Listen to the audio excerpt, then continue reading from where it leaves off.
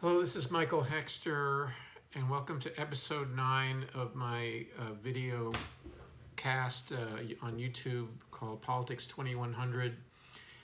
And today, episode 9, I'm calling Caught in the Web of Soft Climate Denial. So, in the last couple episodes that talked about or addressed climate change, I mentioned that I had written a couple pieces about soft climate denial, and they've also there's also been a Wikipedia article. Someone, I don't know who it was, created a page about this particular idea. So I will put the link in the description as well. That's someone else's take on the idea that there are other people who've used those words, soft climate denial, but anyway, I'm one of the people who have, at least I independently came up with some ideas related to it. And so earlier, you might remember, if you saw some of the other videos, that there's kind of typical climate denial that is what I'm calling hard climate denial, which is the kind where people are denying that climate change even exists. They're denying that the climate is warming, or there's sometimes now, because it's so hard to deny that, they're saying that that it doesn't really matter, that we will adapt to it, that there's no problem associated with global warming. Okay, and parts of hard climate denial will say that it's natural variation, or that they deny that humans have any role in it, and others say, well, it doesn't really matter, and because the Earth will become more productive, because of increased carbon dioxide levels, and so plants the Earth, in terms of the production of vegetation and so forth and so on. So and there have been many arguments between climate scientists and hard climate denialists, or they sometimes like to call themselves skeptics, or they are sometimes referred to as skeptics by the media, which is again, unacknowledged, unconscious PR by supposedly objective journalists in using that preferred term for their own self-description, is that they think of themselves as quote-unquote skeptics when they are not. So, but there's this other kind of climate denial, which is the soft climate denial, and I wrote a piece in 2016, actually 2 different pieces about soft climate denial, and I think it's a very powerful concept, and it's kind of the big kahuna as far as I'm concerned. Once we have defeated hard climate denial, or at least it is, let's say, they're the 2 main barriers to what I believe to be decisive action on climate change and on cutting emissions. So what soft climate denial is basically, you have people who say that, oh yes, of course the climate is warming and we're working on it, or some people are taking care of it, or we have it under control, we don't have to think about it. And so it involves compartmentalization of the understanding that the climate is warming and that humans have a role in it, and it's a problem with almost all the rest of one's life. So that there are no consequences for either public policy, or there are no consequences for your personal human actions. Okay, and the degree to which each of those is affected by one is affected by the other, gets to be kind of a complicated matter. And there's a lot of, as I was describing in episode 8, there's certainly arguments about, well, how important is individual initiative, individual change in one's consumption habits versus broad, wide-scale change.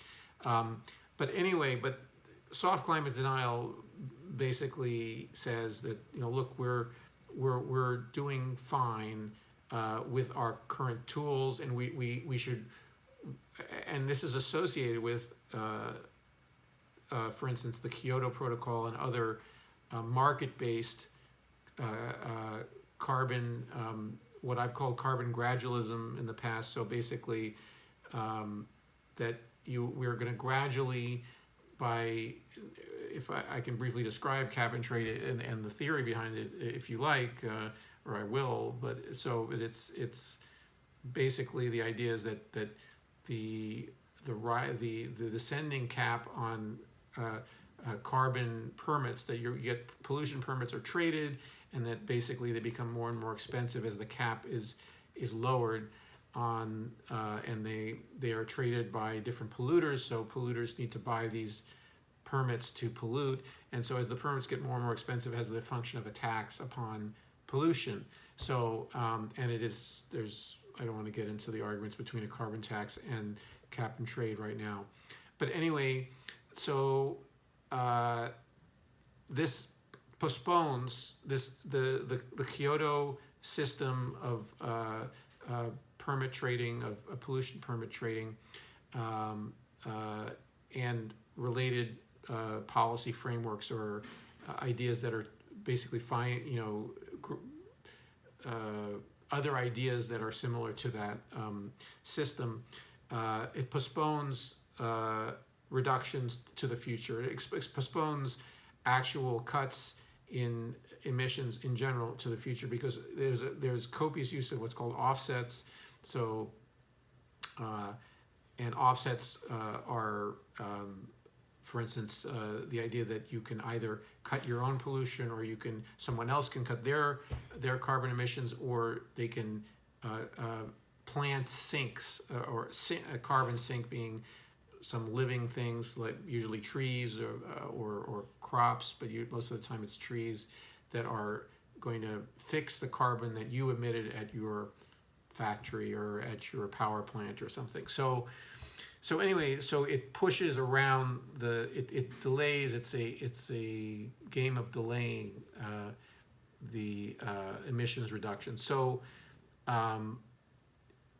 with soft climate denial, basically it's in the United States, it's associated with the Democratic Party, and we have earlier today, the Biden administration, unfortunately, continuing the tradition of soft climate denial.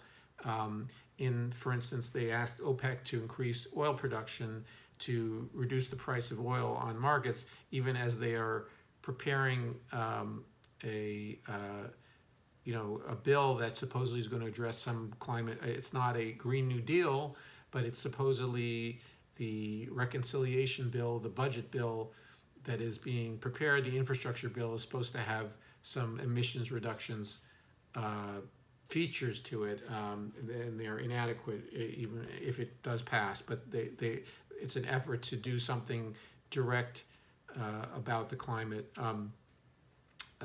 So we have the Biden administration today, acting as if, again, this is the critical part of soft climate denial, is the isolation of one thought from the other, or one policy element from the other. And so it's an incoherent climate policy and an incoherent philosophy of governing and of dealing with a problem, because on the one hand you say, well, we're going to cut emissions with this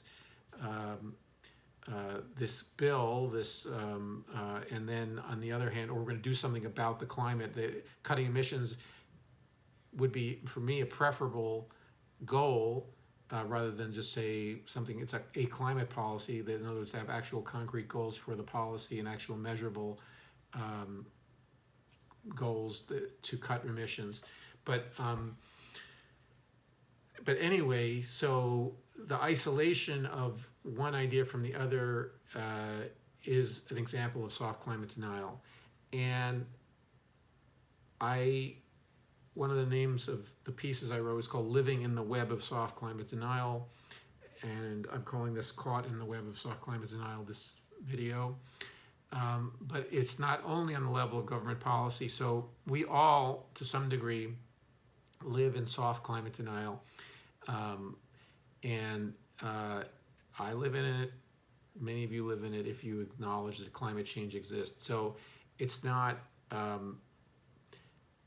only a thing that is someone else's problem, okay? But I would say that if you can acknowledge that you are in it, you're somewhere closer to resolving it, and it's not something that you can alone resolve. So it's something that we collectively need to overcome. So, and among other things, by creating an effective Green New Deal that has concrete emissions reductions targets that will put us on target to meet or exceed the Paris commitments in terms of emissions reductions and in terms of, or temperature targets, and then commensurate emission reductions to meet the Paris agreement, or better. Even it would be better to exceed it. So exceed in the sense of lower, cutting emissions faster, absorbing more CO2 through means. Okay, but anyway, so we all are if we are aware that there's climate change and we're aware it's a problem, we alone individually can't do it all by ourselves. So, but it's, I think the idea of soft climate denial is very important, because on the level of policy, we need to call out the Biden administration and other governments, and the Canadian government, the Trudeau government. There are many European governments who similarly are in soft climate denial. In fact, it's more of a European phenomenon in a way than it is an American phenomenon, in the sense that the Europeans have been wedded more closely with these gradualist policies, and they also are more aware. There's less hard climate denial in Europe than there is in the United States and in Australia. So but anyway, soft climate denial is one of the key barriers to our getting emissions down and getting serious about climate change. And there are many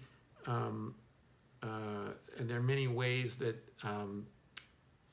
we can, to get more personal or get into our personal, we can do things that get us closer to getting out of that denial by living a different lifestyle, living as much of a climate stabilizing lifestyle as one can.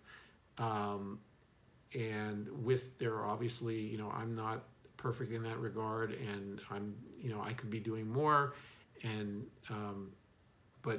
individual efforts are good, and it's good, I think, to think about, what you can do to prefigure the climate stable society in the future, or what you can do to help develop the productive apparatus, the productive capacity of the society to go to a net zero emitting society. But our focus should be on a good portion of your focus should be on politicians and what they're not doing. And it's hard because, it's something like an addiction, okay? It's the use of fossil fuels is kind of like an addiction, in the sense that it gives us, we don't ingest them, we don't like, they're poison to us, to our bodies, and the actual fuels themselves. But we,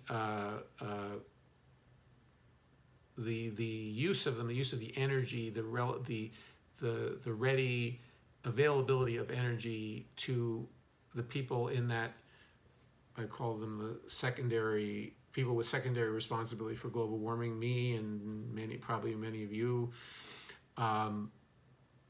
that group, that we feel that we're addicted to the outcomes, and sometimes we are in a web, or in a web of relationships, including a supply chain of food and of whatever entertainment, work that we need to do that comes from whatever our workplace is, and the functioning of that organization where we work, is all dependent, resting, 98%, 99% of it is resting on, not the entire energy, but I guess our energy use is about 86% fossil in the United States, but in terms of the total energy that we use, but anyway, we are that's a large, in most places, a good chunk of the energy being used comes from fossil fuels. So we are in this web, and so we need to free ourselves from this web is a large social project, and it's not something that we can snap out of easily. But I think the first step is to know that it's there, and to also to see in action the lack of consistency by leaders, among other things, now the Biden administration, in actually addressing this problem. And so anyway, so I think it's a pretty straightforward idea, and I'm going to put links in the description box, including to the news about the Biden administration's actions today. But that's one example of many.